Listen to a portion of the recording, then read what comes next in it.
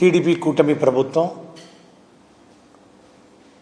గత 50 రోజుల్లో తీసుకుంటున్నటువంటి అనేక నిర్ణయాలు ప్రధానంగా విద్యారంగంలో వారు ఈ 50 రోజుల్లో ఎన్నికల్లో ఇచ్చినటువంటి హామీల మీద కానివ్వండి, గత ప్రభుత్వం చేసినటువంటి కార్యక్రమాలను ముందుకు తీసుకోవడంలో కానివ్వండి, అది విద్యా వ్యవస్థను బలోపేతం చేయడం కాదు, విద్యా వ్యవస్థను నిర్వీర్యం చేసే క్రమం, ముఖ్యంగా విద్యా వ్యవస్థను అస్తవ్యస్తం చేసే విధంగా కనపడతా ఉంది. ప్రధానంగా ప్రభుత్వ పాఠశాలను గత ప్రభుత్వం అంటే మా ప్రభుత్వం అధికారం ఉన్నప్పుడు ఈ విధంగా వాటిని రూపురేఖలు మార్చి సమూలంగా సంస్కరణలు చేపట్టి వాటిని బలోపేతం చేసిందో వాటిని నీరుగార్చే ప్రయత్నం ఏదో చేస్తున్నట్టు కనబడతా ఉంది. ముఖ్యంగా వారు చేస్తున్నటువంటి స్టేట్మెంట్లు ఏవైతే ఈ 50 రోజుల్లో వాళ్ళు ఇచ్చిన విషయాన్ని కొంచెం పరిశీలిస్తే, నేను ఎందుకంటున్నా అంటే ఈ పేద ప్రజలు, ముఖ్యంగా మధ్యతరగతి ప్రజలు, వారి యొక్క పిల్లలు ప్రధానంగా ప్రభుత్వ పాఠశాలలో చదువుతున్నటువంటి క్రమంలో, అందులో ప్రధానంగా బడుగు బలహీన వర్గాలు, దళిత వర్గాలకు చెందినటువంటి పిల్లలు ప్రభుత్వ పాఠశాల తప్ప వేరే మార్గం లేని పరిస్థితుల్లో ఈ టీడీపీ ప్రభుత్వం గతంలో ఈ ప్రభుత్వ పాఠశాలను పూర్తిగా విస్మరించినటువంటి పరిస్థితుల్లో వాటిని బలోపేతం చేసే దిశలో అనేకమైనటువంటి కార్యక్రమాలు తీసుకొచ్చినటువంటి విషయం రాష్ట్ర ప్రజలందరికీ కూడా తెలుసు. మరి ఈరోజు ఈ టీడీపీ కూటమి ప్రభుత్వం వాటన్నిటికీ భిన్నంగా కొన్ని నిర్ణయాలు వాళ్ళు తీసుకుంటున్నటువంటి విషయాన్ని మనం పేపర్లో చూస్తూ ఉన్నాం. వాళ్ళు అసెంబ్లీ సాక్షిగా కూడా విద్యాశాఖ మంత్రి గారు కొన్ని విషయాలు చెప్పడం కూడా మనం విన్నాం. అట్లాగే పేపర్లో, ముఖ్యంగా వాళ్ళ పేపర్లో కూడా వచ్చిన విషయం, అంటే ఎల్లో మీడియాలో వచ్చినటువంటి మరి విషయం కూడా మనం అందరం చదివాం. అందులో ప్రధానంగా 4 అంశాలు అందరినీ విస్మయానికి గురి చేస్తూ ఉన్నాయి, ఆందోళనకు గురి చేస్తూ ఉన్నాయి.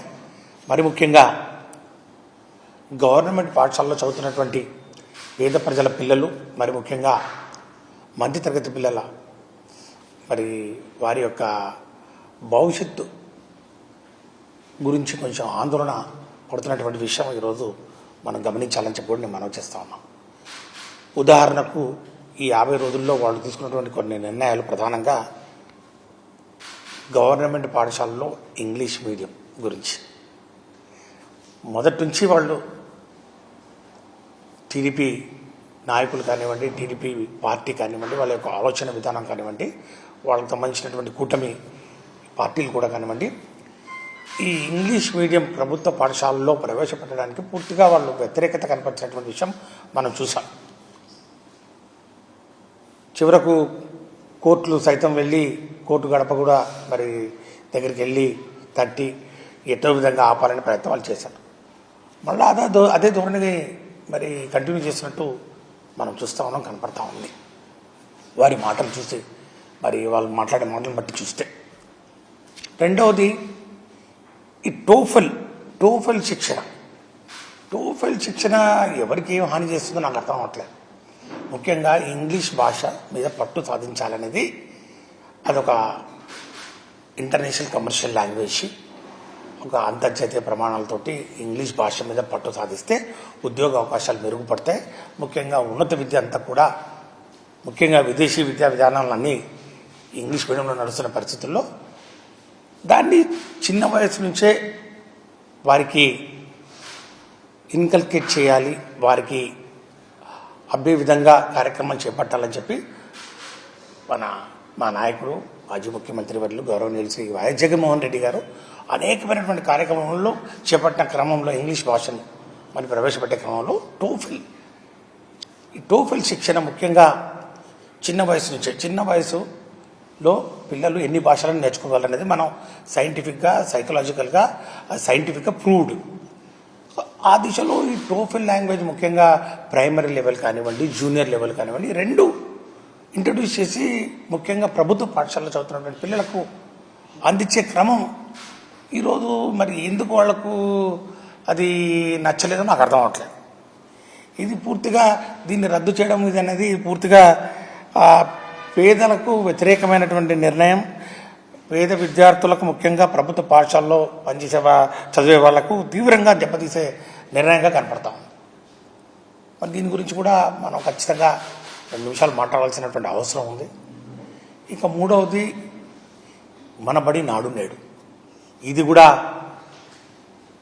ప్రభుత్వ పాఠశాలను ముఖ్యంగా మౌలిక వసతులు మెరుగుపరిచే విధంగా, కార్పొరేట్ స్కూళ్ళు కాలేజీలకు తలదన్ని విధంగా ఈ మన బడి నాడు నేడు అనే కార్యక్రమం ఏ విధంగా చేపట్టామో 5 సంవత్సరాల కాలంలో పారదర్శకంగా, అవినీతి రహితంగా, జవాబుదారీతనంతో, ముఖ్యంగా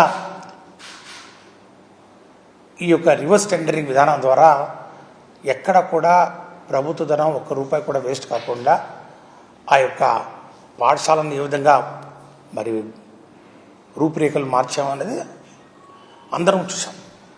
వాటిని కూడా ఆ యొక్క కార్యక్రమాలను కూడా ఏదో ఒక వంక పెట్టి, ఏదో ఒక సాకుతోటి ఆపాలని ప్రయత్నం చేయడం అనేది కూడా చాలా చాలా చాలా దుర్మార్గం.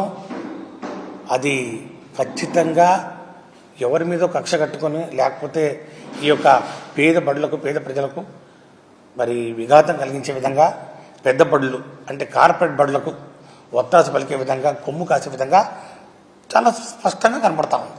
మళ్ళా అదే నారాయణ, అదే చైతన్య కల్చర్ మళ్ళా తేవాలనే ఒక తప్పన్న ప్రయత్నం ఈ యొక్క టీడీపీ కూటమి ప్రభుత్వం చేస్తున్నట్టు కనపడతా ఉంది. వాళ్ళు చేస్తున్నటువంటి ఈ యొక్క చేష్టలు ఏవైతే ఉన్నాయో ఇవన్నీ ఒకసారి గమనిస్తే, ఈ ముఖ్యంగా ఈ డ్రాప్ అవుట్ రేట్స్ని తగ్గించే కార్యక్రమంలో భాగంగా అమ్మఒడి కార్యక్రమం ఒక గొప్ప పథకం, జగన్మోహన్ రెడ్డి గారు తీసుకొచ్చినటువంటి గొప్ప పథకం అమ్మఒడి కార్యక్రమం. సరే, అమ్మఒడి పేరు పెడితే మళ్ళా మమ్మల్ని ఫాలో అవుతారు, వాళ్ళ పథకాలు ముందుకు తీసుకుపోతారనే వాళ్ళు ఒక బ్రహ్మ వారు మరి అనుకున్నారేమో మనకు తెలియదు. కానీ దాని పేరు మార్చినారు, అమ్మకి వందనం అనే పేరు పెట్టి అంతకన్నా మెరుగ్గా చేస్తాం.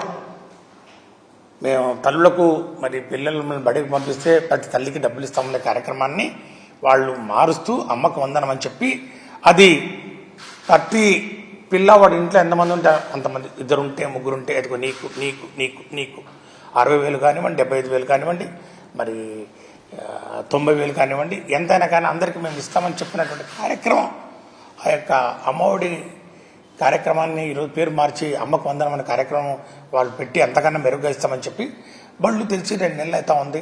వాళ్ళు ప్రభుత్వం వచ్చి కూడా 50 రోజులు అవుతా ఉంది. ఇదిగో ఆ తల్లులందరూ కూడా ఎదురు చూస్తున్నటువంటి పరిస్థితులు, పిల్లలందరూ కూడా ఎదురు చూస్తున్నటువంటి పరిస్థితుల్లో దాన్ని సడి తప్పుడు లేదు, దాని యొక్క జాడ కనపట్లేదు.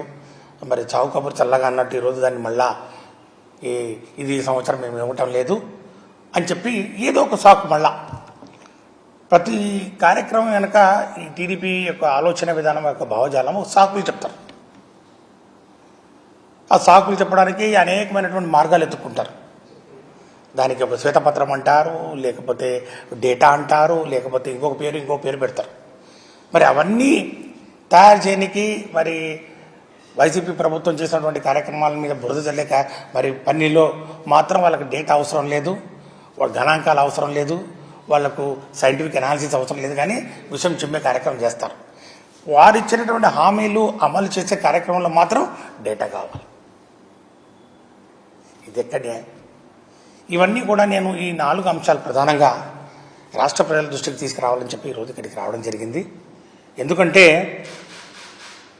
ఈరోజు వాళ్ళు ఇచ్చినటువంటి హామీలు నెరవేర్చే క్రమంలో వాళ్ళు ఏ విధంగా కుంటి సాకులు చూపుతూ దాన్ని తప్పించి దాన్ని దాటవేసే కార్యక్రమం చేస్తున్నారో ఒకసారి రాష్ట్ర ప్రజలు కూడా గమనించాలి. వారికి తెలియజెప్పాల్సిన బాధ్యత ఈరోజు ప్రతిపక్షంగా మా మీద ఉందనే విషయాన్ని కూడా నేను ఒకసారి తెలియజేస్తూ, ముఖ్యంగా ఈ TOEFL test of English as a foreign language, మరి విద్యాశాఖ మంత్రి గారు కూడా ఫారిన్లో చదివారు, మరి ఆయనకు తెలియాలి దీని యొక్క ఇంగ్లీష్ భాష యొక్క ఇంపార్టెన్స్, ఇంగ్లీష్ భాష మీద కావాల్సినటువంటి పట్టు, ఇంగ్లీష్ భాష మరి తెలుగు భాష యొక్క ఔన్నత్యాన్ని కాపాడుతూ, దాని యొక్క ఇంపార్టెన్స్ను కాపాడుతూ ఇంగ్లీష్ లాంగ్వేజ్ అడిషనల్ లాంగ్వేజ్ నేర్చుకోవాల్సినటువంటి మరి అవసరం ముఖ్యంగా ప్రభుత్వ పాఠశాలలో చదువుతున్నటువంటి పేద విద్యార్థులకు, బడుగు బలహీన వర్గాలు, దళిత వర్గాలకు చెందినటువంటి మరి విద్యార్థులకు ఎంత అవసరమో మరి చెప్పనక్కర్లేదు. కానీ ఈ యొక్క ఆలోచన విధానం వాళ్ళకి నచ్చట్లేదు. ప్రతిసారి కూడా ఇది వచ్చినప్పుడల్లా తెలుగు భాషను కాపాడాలి, తెలుగు భాష ఔన్నత్యాన్ని కాపాడాలి, తెలుగు భాషను మనం ప్రొటెక్ట్ చేయాల్సినటువంటి బాధ్యత ఉంది. అవునయ్యా, ఎవరు అందరి మీద ఉంది బాధ్యత. కార్పొరేట్ కాలేజీల్లో కానివ్వండి, మరి ఈ ఇంటర్నేషనల్ స్కూల్స్ కానివ్వండి, ప్రైవేట్ స్కూల్స్లో కానివ్వండి, అక్కడ ఇంగ్లీష్ మీడియం చదువుతుంది, అక్కడ ఇంగ్లీష్ మీడియం మరి చెప్తా ఉంటే డబ్బున్న వాళ్ళకి మాత్రమే అవి అందుబాటులో ఉంటే, పేద ప్రజలకు ప్రభుత్వ పాఠశాలలో ఇంగ్లీష్ మీడియం మరి మీద ఒక అవకాశం లేకుండా మరి ఇంగ్లీష్ భాషను నేర్చుకునే అవకాశం లేనప్పుడు మరి మార్గం ఏంటి? అంటే మీ పిల్లలు, మీ మనవాళ్ళు, మీ మనవరాళ్ళు వాళ్ళందరూ మరి ఇంగ్లీష్ మీడియం చదువుకోవాలి. మరి వాళ్ళందరూ మరి కార్పొరేట్ కాలేజీల్లో, ఇంకొక మరి పెద్ద పెద్ద స్కూళ్ళలో, మరి పెద్ద బడుల్లో వాళ్ళు చదవాలి. పేద బడుల్లో చదువుతున్న వాళ్ళు మాత్రం తెలుగు భాషను కాపాడే బాధ్యత వాళ్ళు తీసుకోవాలి. బడుగు బలహీన వర్గాలు, దళిత వర్గాల వారు వీళ్ళే తెలుగు భాషను కాపాడే బాధ్యత తీసుకోవాలి. వీళ్ళు ఇంగ్లీష్ నేర్చుకోవాల్సిన అవసరం లేదా? ఈరోజు జగన్మోహన్ రెడ్డి గారు ఈ యొక్క టోఫెల్ ఏదైతే ఈ లాంగ్వేజ్ నేర్చుకునే మరి మాడ్యూల్స్ ఉన్నాయో, ప్రైమరీ లెవెల్కు 3 నుంచి 5వ తరగతి వరకు, 6 నుంచి 10వ తరగతి వరకు జూనియర్ లెవెల్, ఈ విధంగా చక్కగా మాడ్యూల్స్ పెట్టుకొని చేస్తూ ఉంటే, వాళ్ళకు నేర్పించే కార్యక్రమం చేస్తూ ఉంటే అంతర్జాతీయ ప్రమాణాలతోటి నాణ్యమైన విద్యను, మరి ముఖ్యంగా పేద ప్రజలు, ముఖ్యంగా బడుగు బలహీన వర్గాలకు చెందినటువంటి విద్యార్థుల్లో ఆత్మవిశ్వాసాన్ని, ఆత్మస్థైర్యాన్ని పెంపొందించే కార్యక్రమం చేస్తూ ఉంటే దాన్ని కూడా అడ్డుతగలడం ఎంతవరకు కరెక్ట్? మరి ఏమనుకోవాలి? మరి దీన్ని మీరు పేద ప్రజలకు అనుకూలమా, వ్యతిరేకమా? ప్రభుత్వ బడులను పటిష్టం చేయడానికి మీరు పూనుకున్నారా, నిర్వీర్యం చేయడానికి మరి పూనుకున్నారా? ఈ విషయం ఖచ్చితంగా ఈ రాష్ట్ర ప్రజలందరూ గమనిస్తున్నారనే విషయాన్ని కూడా మీరు ఈ టీడీపీ కూటమి ప్రభుత్వం ఒకసారి ఆలోచన చేయాలని చెప్పి కూడా నేను మనవి చేస్తూ ఉన్నాను. ఇంగ్లీష్ మీడియం రద్దు, ఇక ఇంగ్లీష్ మీడియం మరి గురించి ఈరోజు మరి అంత రాష్ట్ర ప్రజలందరూ కూడా ఏ విధంగా వైసీపీ ప్రభుత్వం